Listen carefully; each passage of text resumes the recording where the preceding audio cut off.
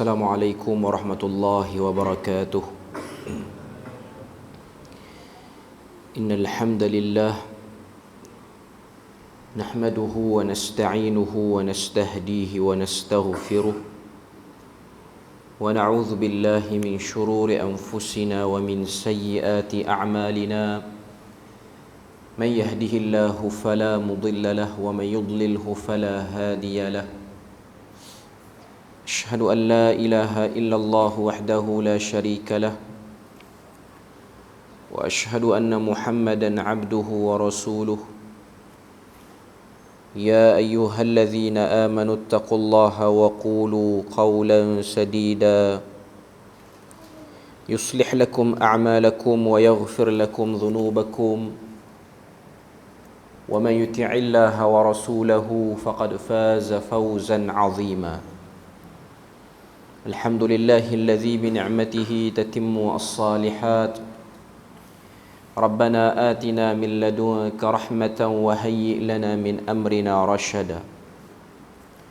Allahumma ati nafsi taqwaha wa zakkiha wa anta khairu man zakkaha anta waliyuha wa maulaha, amma ba'd.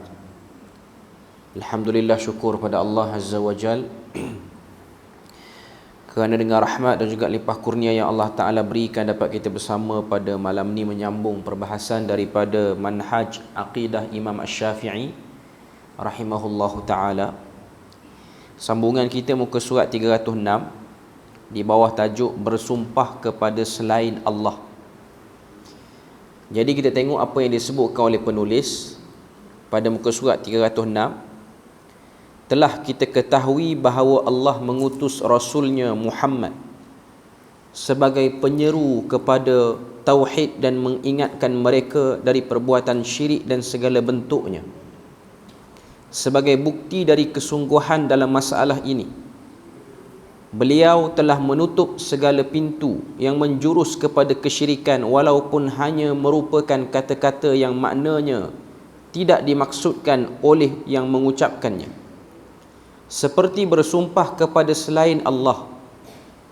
Rasulullah sallallahu alaihi wasallam bersabda dalam hadis yang diriwayatkan oleh Al-Imam Al-Bukhari, "Ala innallaha yanhaakum an tahlifu bi abaikum, man kana halifan falyahlif billahi aw liyasmut." Yang bermaksud, ketahuilah sesungguhnya Allah melarang kamu bersumpah dengan bapa-bapa kamu. Barang siapa yang bersumpah, hendaklah bersumpah dengan menyebut nama Allah atau dia diam. Hadis ni menunjukkan larangan mengamalkan lagi amalan bersumpah seperti mana zaman jahiliyah, iaitu bersumpah dengan selain daripada Allah. Dan kebiasaan masyarakat jahiliyah pada waktu itu, mereka akan bersumpah dengan kemuliaan nasab keturunan mereka.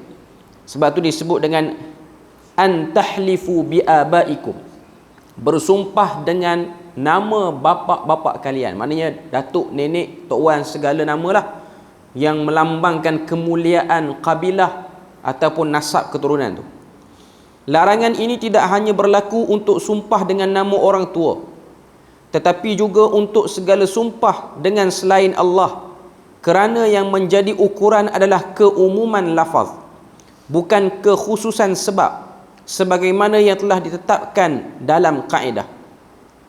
Walaupun dalam hadis Nabi larang bersumpah dengan nama bapa-bapa ataupun nama keturunan nasab, ia bukanlah mengkhususkan hanya sumpahan jenis itu saja, tapi apa saja benda yang digunakan sebagai objek sumpah selain daripada Allah Ta'ala adalah dilarang.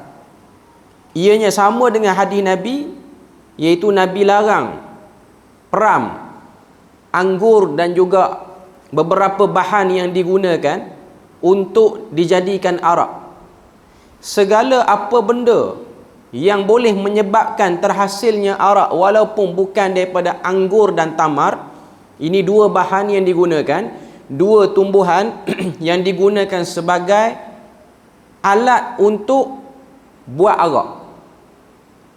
Bukanlah hanya arak daripada dua jenis tumbuhan ni saja yang tak boleh. Hatta zaman sekarang ni arak sintetik, maknanya arak yang dibuat dalam makmal, dia campur apa-apa jadi kualiti dia sama macam arak yang diperam pun tak boleh, walaupun tak menggunakan dua bahan. Jadi larangan Nabi tu ialah keseluruhan, bukan hanya bersumpah dengan nama bapa ataupun bersumpah dengan nama keturunan semata-mata.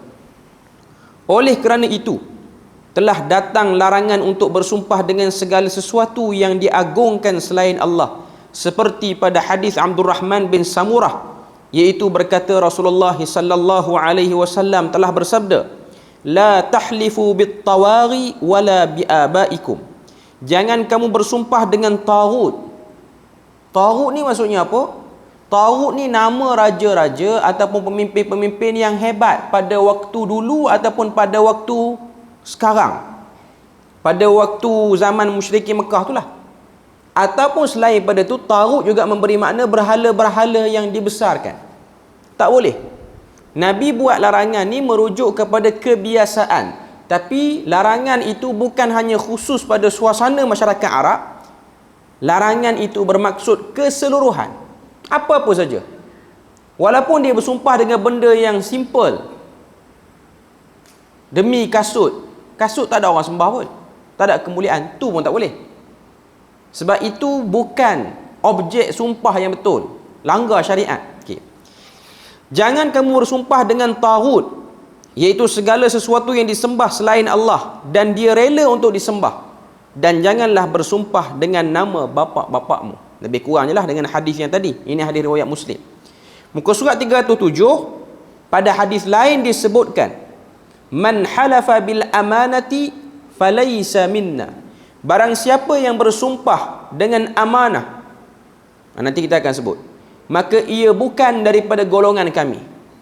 Dia buat kurungan tu, bracket tu disebut amanah dengan makna kepercayaan yang diemban. Itu bahasa Indonesia. Maknanya kepercayaan yang diletakkan pada satu orang. Contoh, bersumpah dengan jawatan orang. Contoh, ni contoh saya bagi. Demi Perdana Menteri aku tak buat benda ni. Apa dia? Sebab jawatan tu besar, sebab tu ramai orang berebut. Okay. Sebab tu guna nama tu.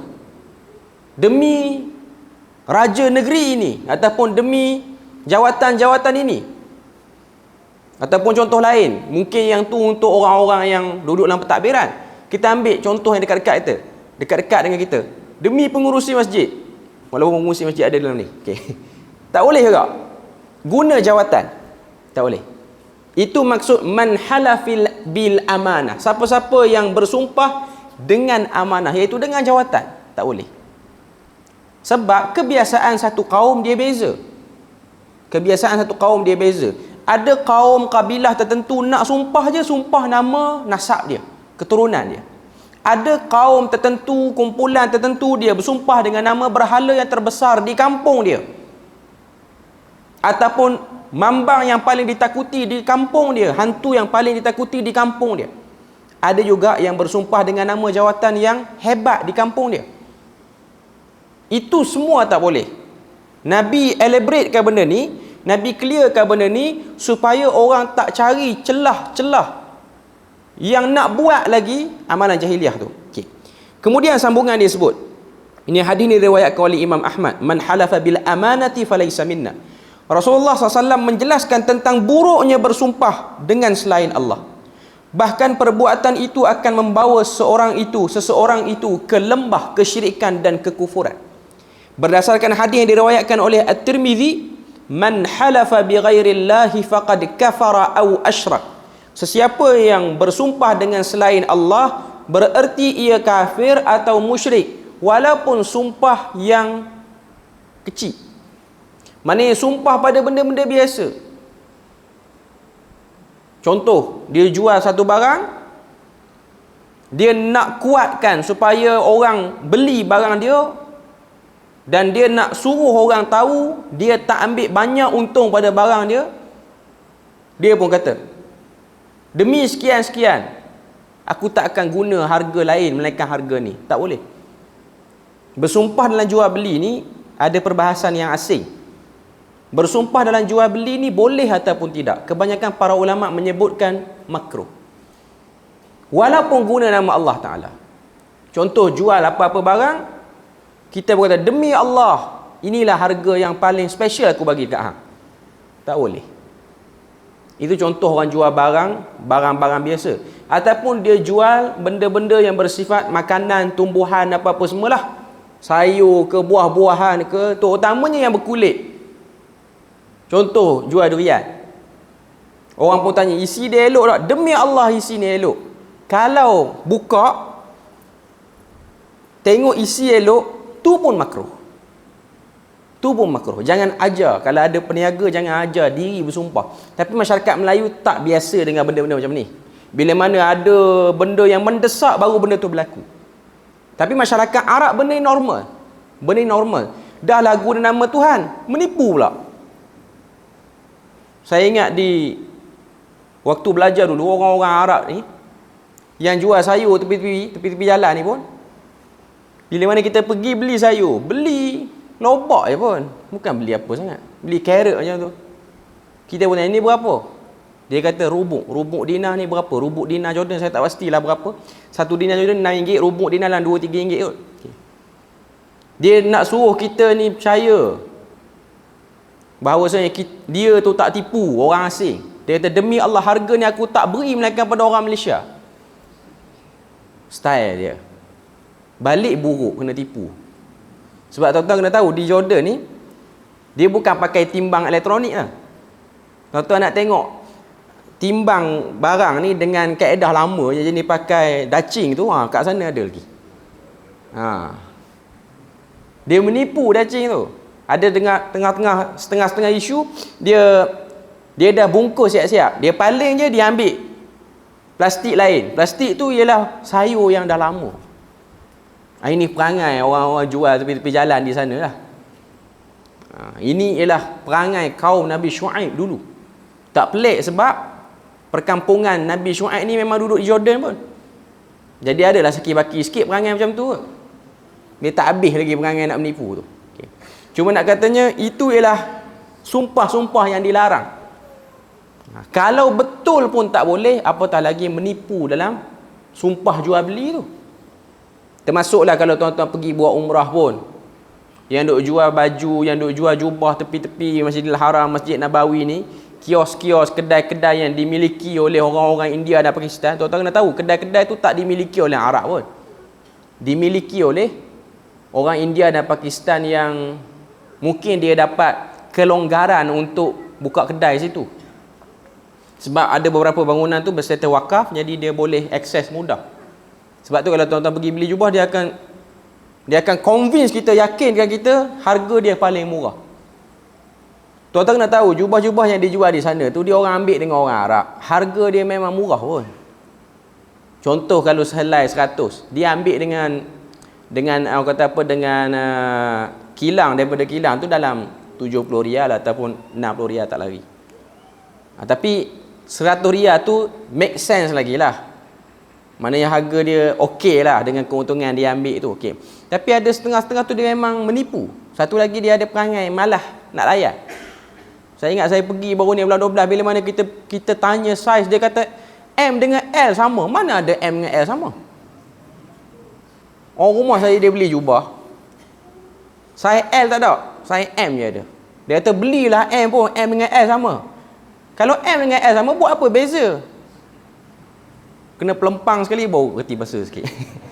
Kita kena lawan. Dia kadang-kadang, dia orang sana, dia tengok kita orang Melayu tak melawan, dan tu dia markup harga tinggi. Bila mana kita melawan, dia takut. Jadi lawanlah. Jangan biar anda ditindas di sana. Okay, maknanya lawan. Tapi tak pernah kena azab, tak kena panah petih pun yang menipu-menipu tu. Elok je menipu, sehat. Perut pun makin besar sebab menipu banyak. Cuma nak katanya itu biasa di sana. Itu biasa di sana. Tapi perbuatan tu salah. Perbuatan itu salah. Tak betul perbuatan tu. Okay. Cuma saya nak sebut, bersumpah dalam jual beli ni dilarang. Walaupun sumpah kita betul. Jangan ajar jual beli ni banyak bersumpah. Malaikat kita kena fitnah ataupun orang duk cakap-cakap, kita perlukan untuk defend diri, kita sumpah lah. Okay. Kemudian tersambung lagi apa yang dia sebut. Dia kata, kemudian Rasulullah menjelaskan kafarah bersumpah dengan selain Allah melalui sabdanya berikut. Itu muka surat 307. Man halafa faqala fi halifihi billati wal uzza falyaqul la ilaha illallah. Barang siapa yang bersumpah dan dalam sumpahnya ia menyebut Al-Lata dan Al-Uzza, dua berhala besar, hendaklah ia mengucapkan kembali la ilaha illallah sebagai kafarah di atas sumpah sebut dua berhala tu. Hadis ni diriwayatkan oleh Al-Bukhari, dan sabab urut hadis ni ialah ketika mana orang Mekah baru masuk Islam, lepas daripada pembukaan kota Mekah tahun ke-8 Hijrah, dia orang tak biasa lagi dengan kalimah-kalimah yang tak ada sebut berhala ni. Jadi dalam cakap ni tiba-tiba tersebut. Jadi Nabi guide dia orang, Nabi arahkan dia orang, Nabi pandu dia orang ni, kalau tersebut kena sebut la ilaha illallah, untuk ajar diri, untuk buang kebiasaan sebut benda yang salah tu. Walaupun dia orang kadang-kadang benar dan jujur dalam sumpah itu, tapi terbiasa gabung nama Allah dengan nama berhala. Nama Allah dengan nama berhala. Sebab kita kena tahu, musyrikin Mekah, mereka mengiktiraf rububiyatillahi tabaraka wa ta'ala. Mereka mengiktiraf Allah Ta'ala itu ada sifat Rabb, mencipta, menjaga, memelihara, ada pada Tuhan. Musyrikin Mekah dia percaya benda tu. Okay. Cuma problem musyrikin Mekah ni, dia orang menyamatarafkan benda lain dalam menyembah Tuhan. Dalam bab ibadat, dia orang seru sekali benda lain. Dalam bab uluhiyah tu, dia orang bermasalah situ. Sebab tu bila mana bersumpah pun nak kena sebut berhala lain. Bahkan waktu talbiyah dalam bentuk jahiliah ni pun selalu gabungkan dalam lafaz talbiyah tu nama-nama berhala lain. Tujuan dia bukan nak kata Tuhan yang betul-betul maha agung tu ada banyak, bukan. Cuma dia wujudkan pembantu-pembantu Tuhan atas dasar sangkaan. Itu je. Okey. Jadi benda tu dah jadi kebiasaan. Nabi cuba bimbing musyrikin Mekah ni untuk tidak melakukan benda tu dengan kafarah dia sebut balik la ilaha illallah kalau tersilap sumpah dengan Al-Lata dan juga Al-Uzza. Hadis-hadis ini menunjukkan kerasnya larangan bersumpah dengan selain Allah, sehingga seorang Muslim wajib mewaspadai perkara ini. Jika ia terpaksa harus bersumpah, hendaklah dia bersumpah dengan Allah atau dia diam. Benda ni isu sumpah ni di sisi masyarakat Melayu kita ni, orang Asia ni, dia bukan benda yang menjadi kebiasaan. Sebab tu bila mana kita cerita fiqh aiman wan nuzur, fiqh aiman wan nuzur ni maksud dia apa? Fiqh tentang sumpah dan nazar. Kita payah nak nampak gambaran sebab kita tak biasa. Bukan budaya kita. Sebab orang Arab ni dia nak maki orang pun dia sumpah. Dia nak puji orang pun dia sumpah. Saya tengok dengan mata saya sendiri waktu pergi bertamu di rumah orang Arab ni. Pergi sebagai tetamu lah, dia ajak. Orang Arab ni kebiasaan bila mana tetamu sampai, dia akan letak dalam bilik tetamu. Style rumah dia orang, dia bukan jenis ruang tamu terbuka. Ruang tamu terbuka ni untuk family yang dekat je. Untuk orang yang bukan family, dia ada bilik khusus ataupun ada bangunan yang berasingan dengan rumah dia orang. Dia panggil majalis ataupun majlis al-Arab. Itu istilah dia orang lah. Okay. Duduk, sementara duduk tu, tunggu dia punya khadam dia. Khadam dia lah. Biasanya khadam dia ni orang-orang Pakistan dan juga India. Cuma hari tu yang saya pergi tu, khadam dia tak ada. Jadi dia minta anak lelaki dia. Anak lelaki dia ambil tugas tuang kopi kepada tetamu. Tuang kopi kepada tetamu. Okay.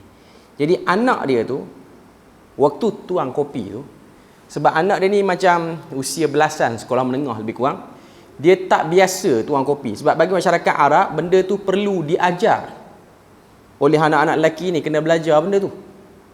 Cara nak hormat tetamu. Dan cara tuang kopi tu adalah kaedah dia. Bukan tuang sampai penuh gelas. Dia tapi tak bagilah gelas macam ni. Dia bagi gelas yang kecil tu je.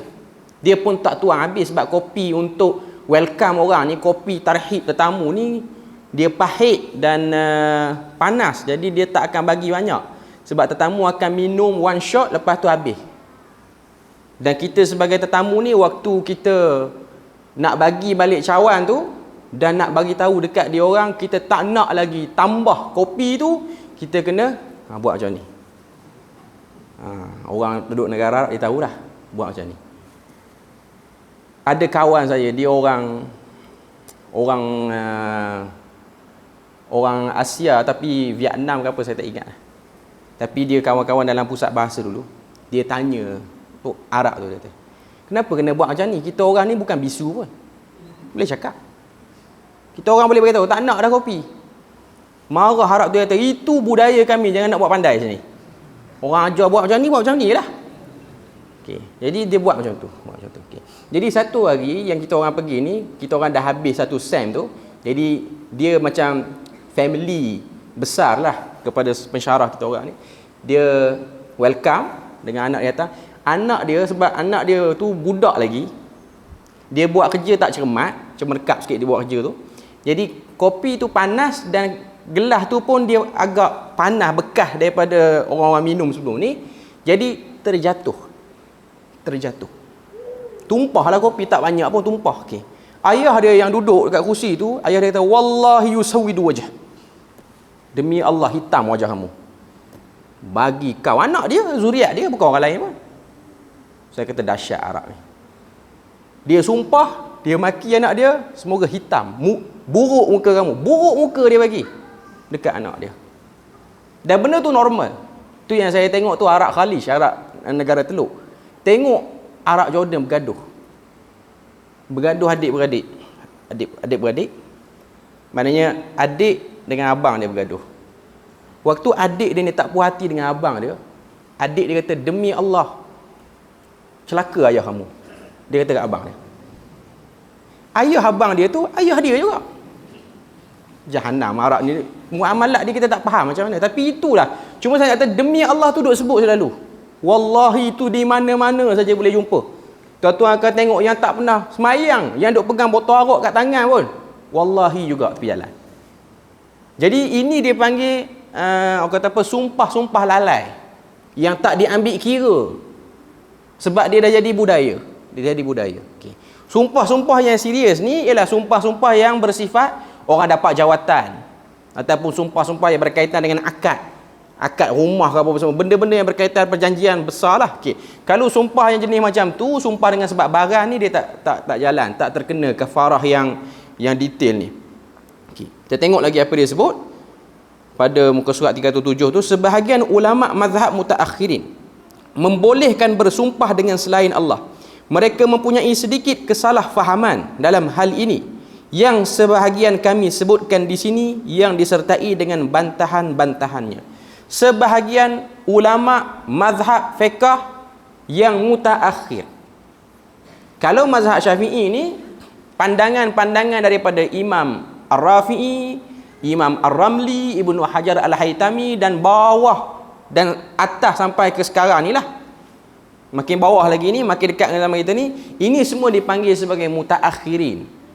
Ulama-ulama mazhab mutaakhir. Okay. Sebahagian mereka membolehkan. Sebab tu baru ni kecoh, bila mana ada orang sebut pandangan Imam Ar-Ramli. Imam Ar-Ramli ni besar dalam mazhab Syafi'i. Dia ialah orang yang mengeluarkan pandangan muktamad mazhab Syafi'i. Maknanya pandangan yang orang kata apa, yang tak berubah lah di kalangan Asy-Syafi'iyah, ulama-ulama mazhab Syafi'i. Imam Ar-Ramli, Ar-Rafi'i, Ibnu Hajar Al-Haytami, dan beberapa orang lagi lah. Tapi 3 nama ni antara nama besar lah. Okay. Membolehkan beristighasah kepada orang mati. Membolehkan beristighasah. Bagi dia orang benda tu okey. Ini pandangan mutaakhirin. Istighasah ni maksud dia apa? Pergi dekat kubur satu orang yang dah mati, dan biasanya kubur ni kubur para wali lah. Bukan kubur orang-orang kebanyakan. Pergi dekat kubur, cakap dengan kubur tu, bagi tahu, wahai syekh sekian, wahai ghaus sekian, sembuhkanlah aku daripada penyakit. Dia bukan pergi tawassul dengan orang mati, dia pergi istighasah.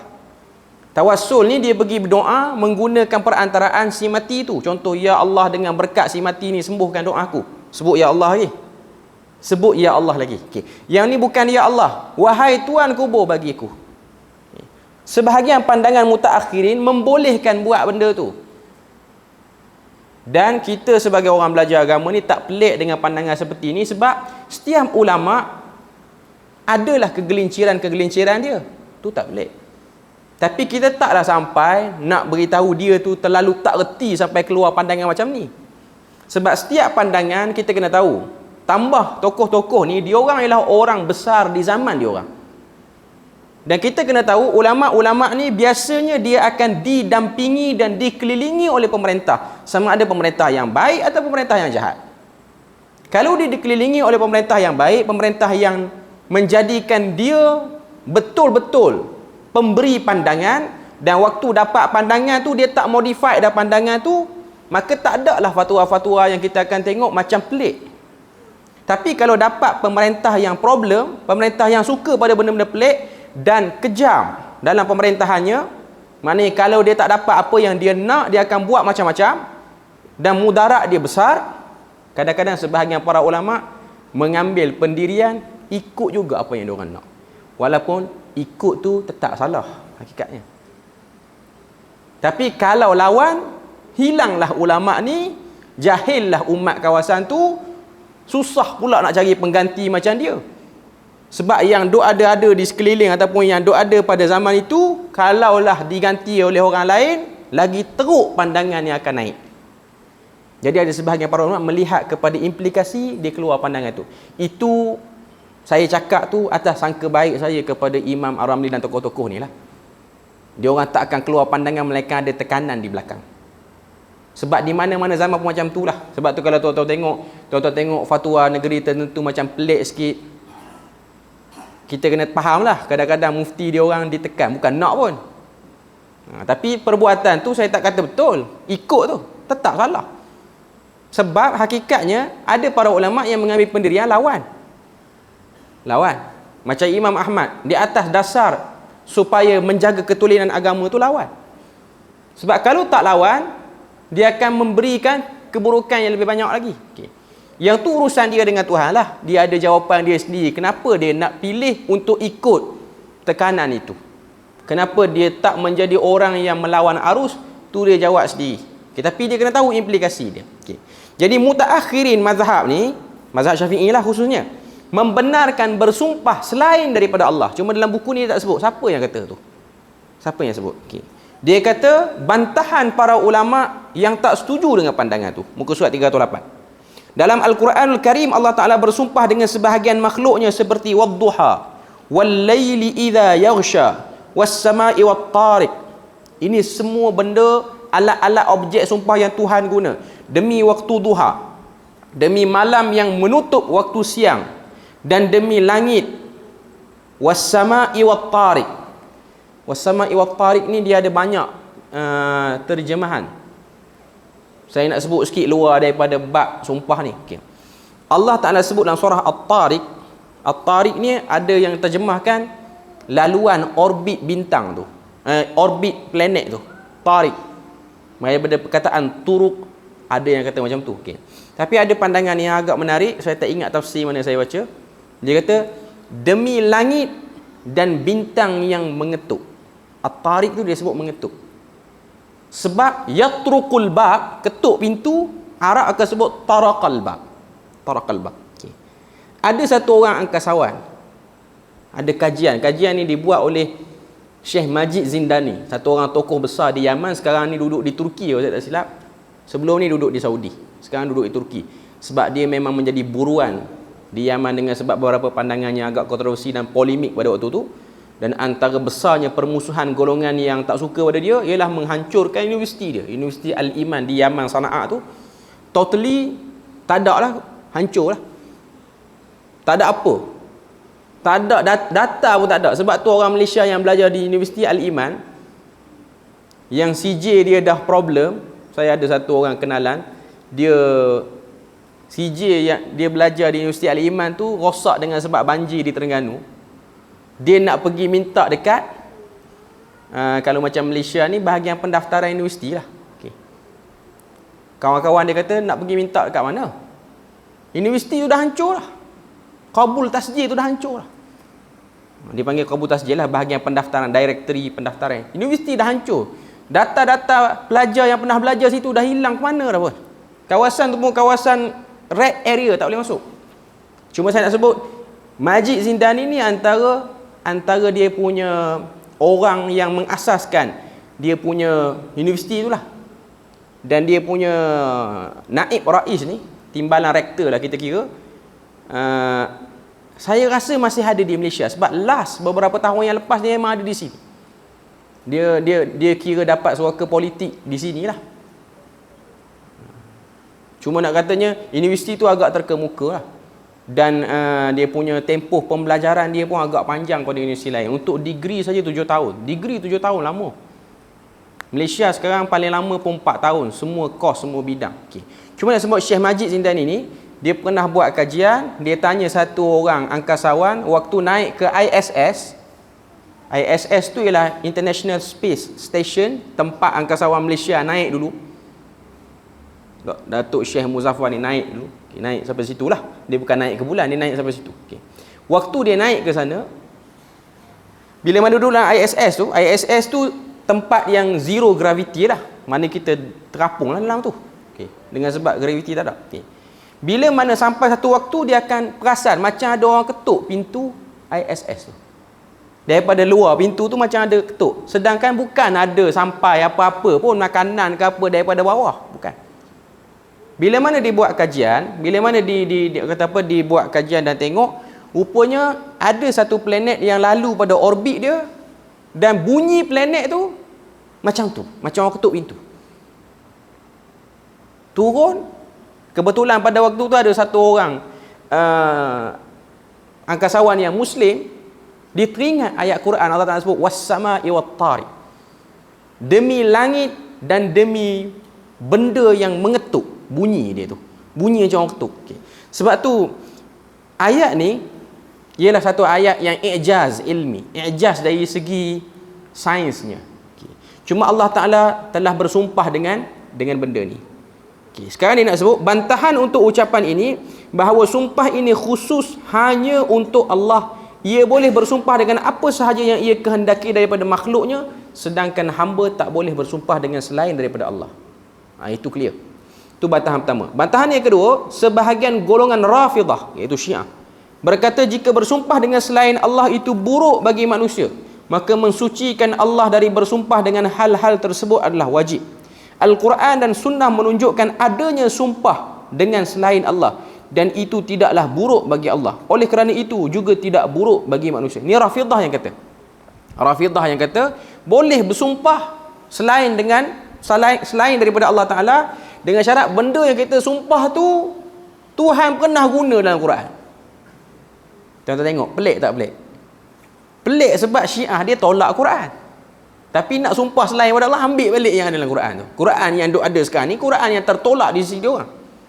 Tapi dalam tertolak pun yang hafal Quran di kalangan mereka ni bukan sedikit, dan hafalan dia agak berkualiti lah berbanding kita yang beriman betul-betul dengan Quran ni, yang memang tak sangkal kebenaran Quran. Okay. Kita tengok bantahannya, kita diwajibkan mematuhi perintah dan larangan Allah, maka larangan yang datang kepada kita wajib ditinggalkan. Selain itu, kita tidak perlu kepada falsafah yang kering seperti ini. Maknanya falsafah perbandingan yang tak jelas. Allah telah memberikan saksi kepada Fir'aun saat dia berkata, faqala ana rabbukumul a'la. Itu artinya buruk kepada manusia, bahkan satu kekufuran. Nak tunjuk pada kita bahawasanya walaupun benda tu ada wujud dalam Al-Quran, belum tentu benda tu elok. Boleh dalam Quran banyak juga cerita dan sebut nama Fir'aun, bukan nak kata Fir'aun tu elok. Itu dia punya bantahan dia. Kalau semua benda dalam Quran kita boleh sebut, bersumpah dengan Fir'aun pun okey. Sebab Fir'aun disebut dalam Quran. Kalau nak pakai kaedah, ada disebut. Itu bantahan dia lah. Okay. Selain itu, muka surat 309, bantahan yang ketiga. Ada sebuah hadis yang diriwayatkan oleh Imam Muslim dan lainnya daripada Talhah bin Ubaidillah radhiyallahu anhu. Ia berkata, seorang laki-laki dari penduduk Najd datang kepada Rasulullah. Penduduk Najd ini dua pandangan. Satu, betul daripada Najd, satu tempat di teluk ni, di semenanjung tanah Arab ni, nama dia Najd, dan sekarang ni duduk dalam negara Arab Saudi. Memang ada pun. Yang kedua, Najd dengan makna tanah tinggi yang berada di timur Madinah merujuk kepada Iran, Iraq dan kawasan sekitarnya. Sekarang ni lah kawasan tu. Okay. Satu orang penduduk daripada Najd datang kepada Rasulullah. Setelah itu laki-laki tersebut menyampaikan sesuatu kepada Rasulullah yang tidak dapat kita fahami. Setelah kita mendekati beliau, ternyata ia bertanya tentang Islam, tentang ucapannya. Beliau bersabda, ia telah beruntung demi bapaknya apabila ia benar. Ini hadis riwayat Muslim. Dalam sebuah riwayat disebutkan ia masuk syurga demi bapaknya kalau ia benar. Okay. Ini antara hadis yang digunakan untuk kata benda tu boleh. Okay. Dalam Sahih Muslim juga, Abu Hurairah meriwayatkan seorang laki-laki datang pada Rasulullah kemudian bertanya, wahai Rasulullah, sedekah dan bagaimanakah yang paling besar pahalanya? Sedekah yang bagaimanakah paling besar pahalanya? Rasulullah menjawab, ketahuilah demi bapakmu. Nabi jawab pada lelaki ini, engkau akan kuberitahu, iaitu engkau bersedekah ketika engkau sehat, ketika engkau takut miskin dan ketika engkau mengharap kekayaan. Jangan menunda sampai nyawamu berada di kerongkong. Engkau katakan untuk si fulan begini dan begini. Nak tunjuk pada kita bahawasanya ada hadis tiba-tiba, dalam hadis ni Bukhari Muslim lah, ada petunjuk. Satu orang datang tanya Nabi, lepas dia dapat jawapan, dia pun kata, demi bapa aku satu orang yang beruntung jika ia benar. Nabi diam, tak kata apa. Nabi tak kata, apa sumpah dengan bapa? Nabi tak larang. Itu orang lain sumpah, Nabi tak larang. Yang hadis riwayat Muslim ni lagi sakan sebab Nabi sumpah demi bapa orang tu pula. Nabi kata, demi bapakmu, sekiranya engkau ingin bersedekah, bersedekah pada 3 keadaan. Waktu kamu sehat dan kamu rasa macam lambat lagi sakit, waktu tu bersedekah. Waktu kamu sedang takut miskin, bukan miskin lagi, tapi takut miskin, sebab tu jadi kedekut, sebab takut miskin, waktu tu kamu bersedekah. Yang ketiga, Nabi kata, waktu kamu mengharapkan kekayaan. Sebab kalau bersedekah pada waktu sakit, biasalah. Sebab waktu sehat, waktu kita sehat, tengok duit kita banyak, boleh pergi berjalan sini, boleh pergi berjalan situ, boleh beli yang tu, nak pakai yang ni. Waktu sakit tak ada guna dah, nak pergi berjalan pun tak boleh. Yang kedua, waktu takut miskin, tak kaya lagi. Kalau bersedekah selepas kaya, normal lah, dah kaya lah, sedekah. Okay. Yang ketiga, sedekah ketika mana mengharapkan kekayaan, masih lagi ada harapan nak kaya. Kalau dah kaya dan dah bosan dengan kaya, dia bersedekah. Ini normal manusia.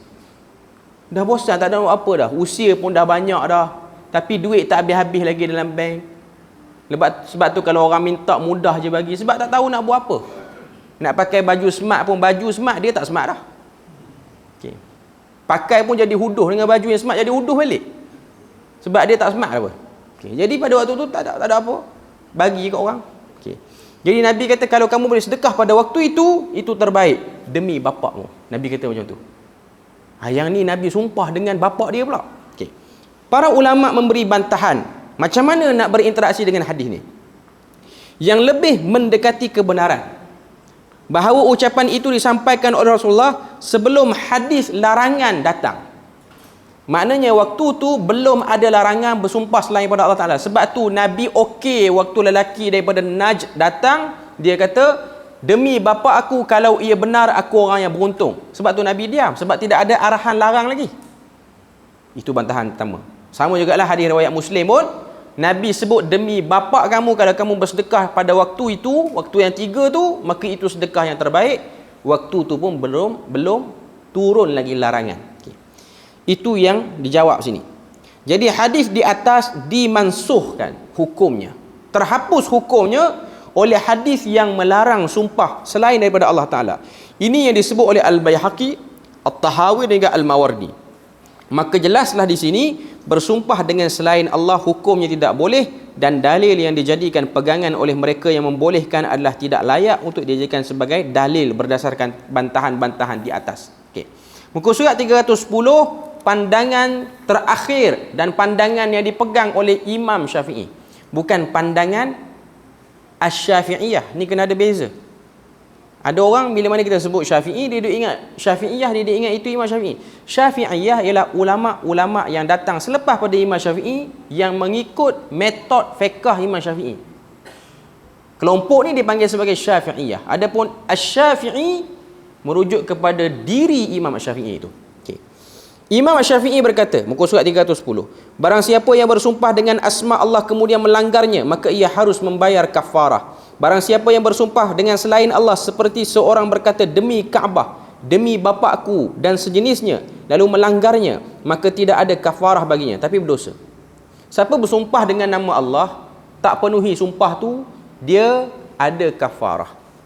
Tapi siapa yang bersumpah selain daripada Allah Ta'ala, dia langgar sumpah tu, dia tak ada kafarah, tapi dia berdosa.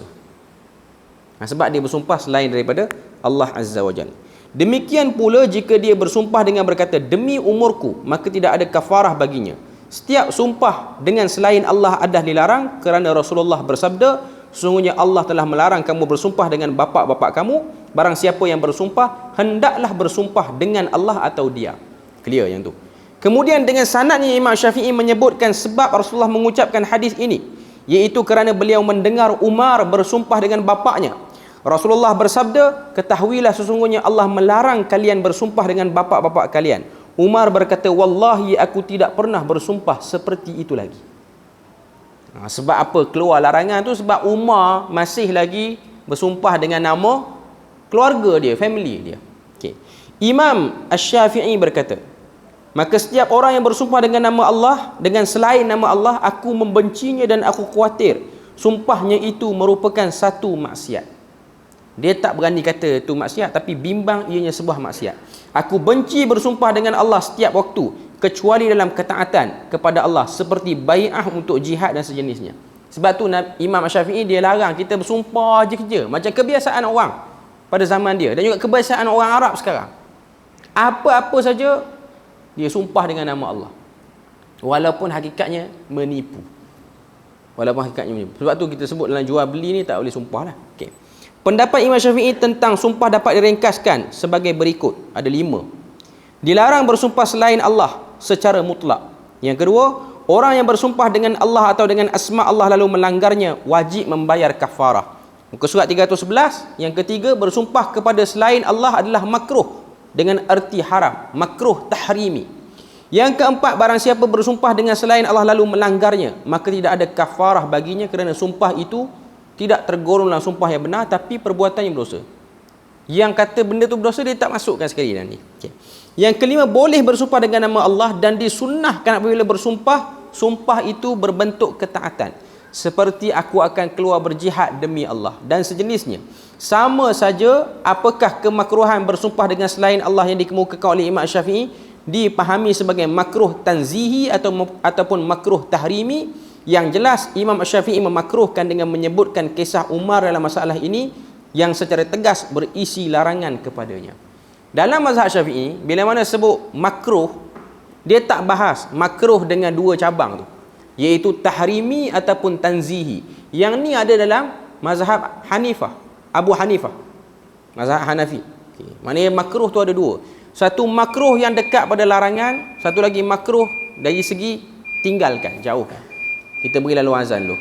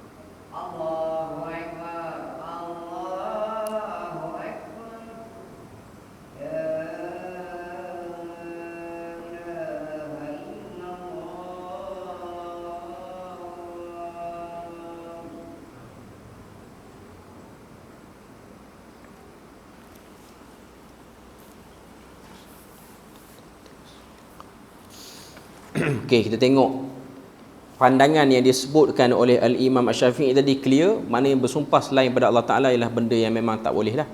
Muka surat 311 yang terakhir, Imam An-Nawawi rahimahullah berkata dalam kitab beliau Rawdatul Talibin, mazhab kami memastikan bahawa bersumpah dengan selain Allah adalah makruh, bukan haram. Para sahabat berkata, apabila orang yang bersumpah dengan selain Allah mengagungkan sesuatu yang dipakai dalam sumpahnya itu sebagaimana ia mengagungkan Allah, maka sikap tersebut adalah kufur. Kufur perbuatannya, bukan kufur dirinya lagi, perbuatan dia kufur. Dengan ucapannya di atas, seperti Imam An-Nawawi rahimahullah mengingatkan kita agar tidak bersumpah dengan selain Allah Subhanahu wa taala, dan larangan tersebut adalah makruh, terkecuali jika meyakini bahawa apa yang dipakai dalam sumpah tersebut memiliki keagungan yang sama dengan Allah, maka hal itu merupakan perbuatan kekufuran. Okay.